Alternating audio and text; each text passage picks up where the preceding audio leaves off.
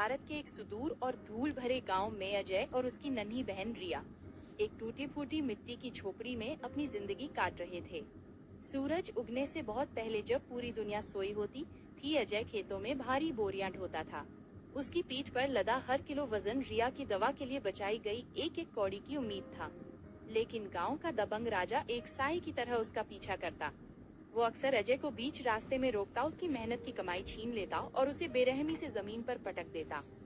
राजा पूरी भीड़ के सामने चिल्लाता, ओपन कॉर्नर ब्रैकेट, तुम्हारी बहन कभी ठीक नहीं होगी, तुम जैसे गरीबों का नसीब सिर्फ तड़पना है।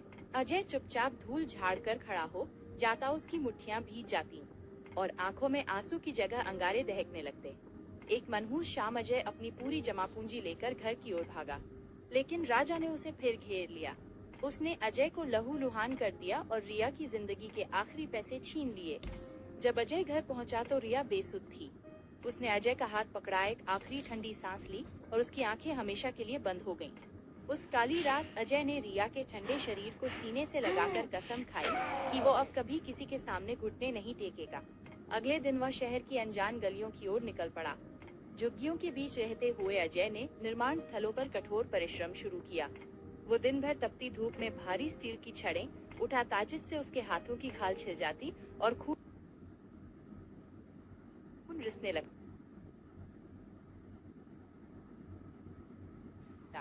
एक भयानक हादसे में एक भारी स्लैब उसके पैर पर गिर गया।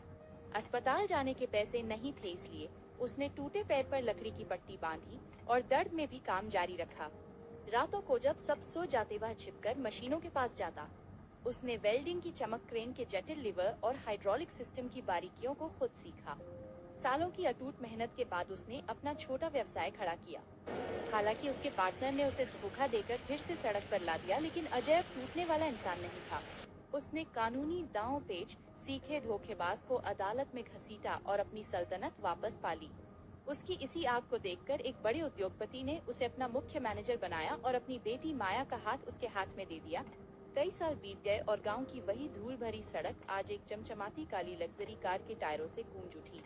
जब अजय कार से बाहर निकला तो महंगे सूट और चश्मे में उसे पहचानना मुश्किल था। गांव वाले फटी आंखों से उसे देख रहे थे। तभी एक बूढ़ा और लाचार आदमी भीड़ से निकलकर अजय के पैरों में गिर पड़ा। वो राजा था जो अब दाने दाने को मोहताज था।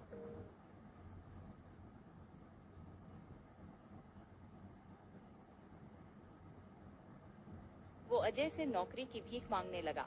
अजय ने अपनी सुरक्षा टीम को एक ठंडा इशारा किया और राजा को उसी धूल में पटक दिया गया जहां कभी अजय को पटका जाता था। अजय की आंखों में अब नफरत नहीं थी, बल्कि एक गहरी और डरावनी शांति थी। उसने राजा की ओर एक सिक्का फेंका, जैसे किसी तुच्छ वस्तु को दान दिया जाता है। उसने एक शब्द भी नहीं कहा और अपनी कार में बैठ गया। माया ने उसका हाथ थाम लिया, जो उसके संघर्ष की गवाह थी। कार गांव की सीमा से बाहर निकल गई। पीछे केवल उड़ती हुई धूल और अपनी हार पर कांपते हुए राजा की परछाई रह गई।